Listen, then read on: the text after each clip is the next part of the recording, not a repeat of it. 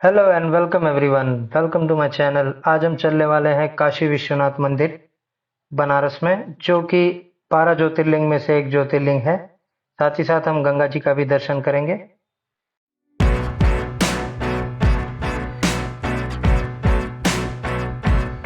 तो दोस्तों, हम पहुंच चुके हैं वाराणसी स्टेशन।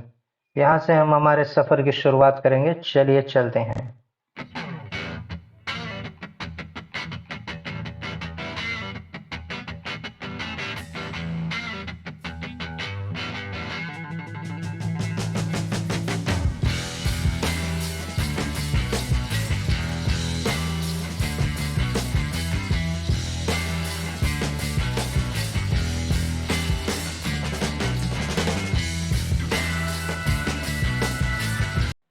तो दोस्तों, हम पहुंच चुके हैं दशाश्वमेध घाट।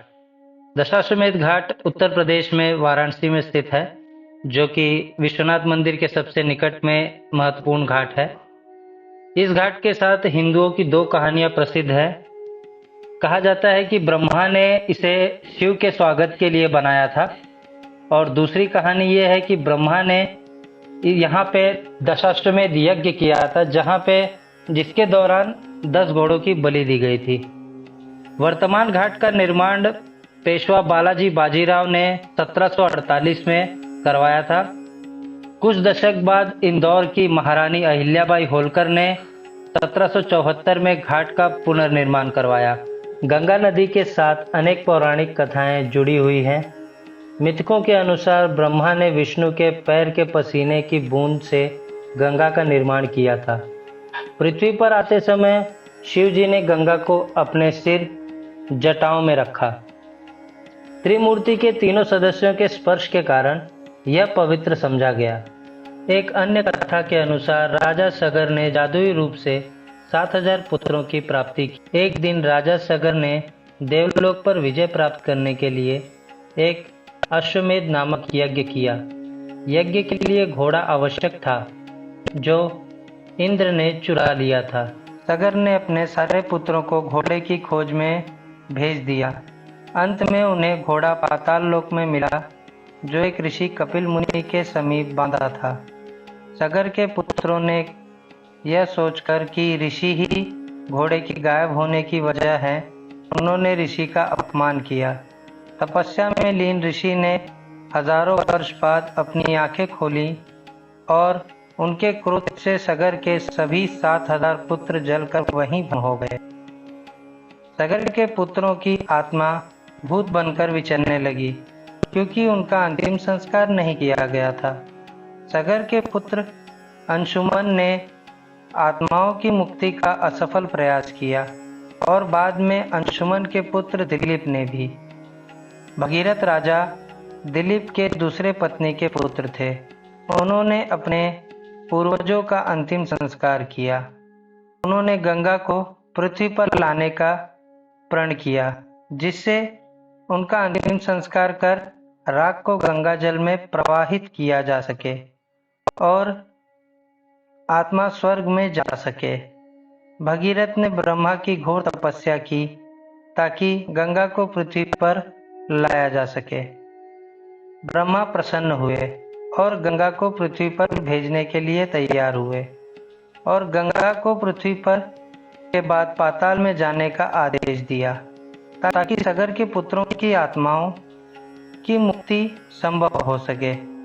तब गंगा ने कहा कि मैं इतने ऊंचे से जब पृथ्वी पे अवतरित होंगी, तो पृथ्वी इतना वेग कैसे सह पाएगी।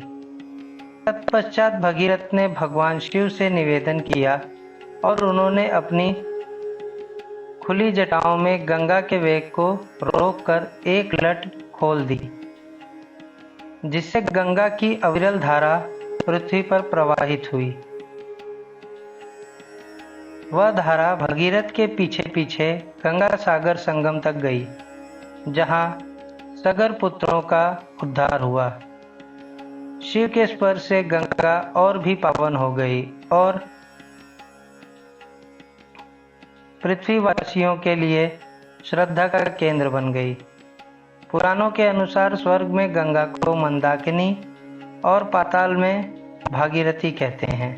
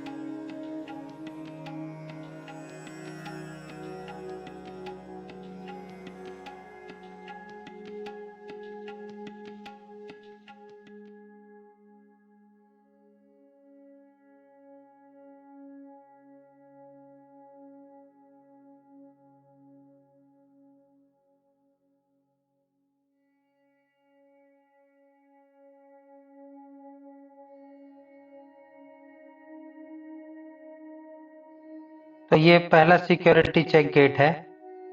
यहाँ पे आपको मोबाइल तो ले जाने की परमिशन है, बट आप ब्लूटूथ हेडफोन्स या फिर ब्लूटूथ स्मार्ट वॉच वगैरह नहीं कैरी कर सकते हैं। तो ध्यान रखिएगा, आप जो गेट पे पहला लॉकर था, आप ब्लूटूथ और स्मार्ट वॉच वगैरह वहीं पे रख दें। मोबाइल और पैसा आप कैरी कर सकते हैं।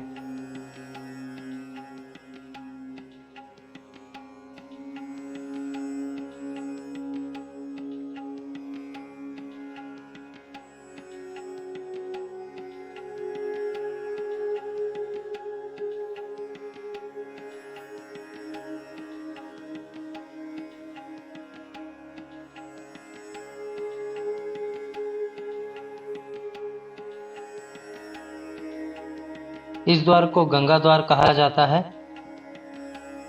ये मंदिर का मुख्य द्वार है।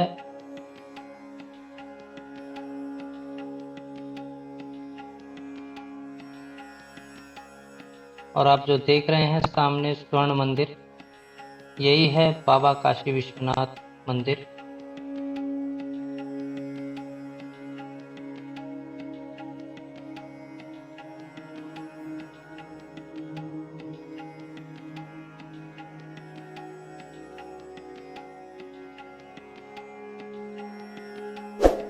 ओम नमः पार्वती पतये हर हर महादेव।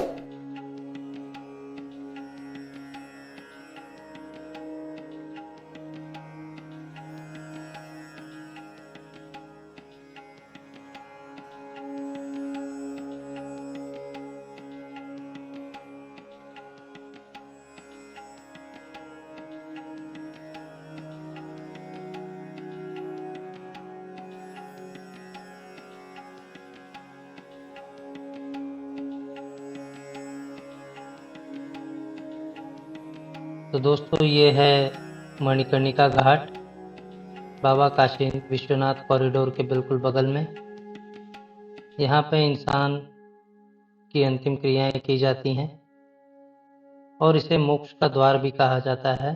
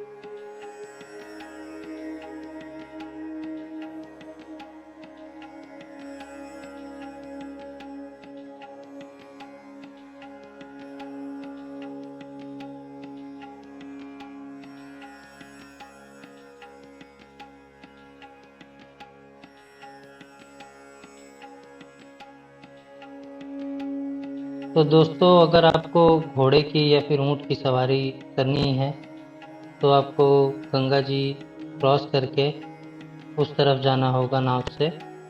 उस तरफ आप घोड़े की और ऊंट की सवारी कर सकते हैं। तो चलिए मिलते हैं अपने अगले वीडियो में, तब तक बने रहिए। और अगर आप नए हैं तो सब्सक्राइब कर दीजिए, और अगर आपको वीडियो अच्छा लगा हो तो लाइक बटन पर क्लिक कर दीजिएगा। Thank you for watching my video.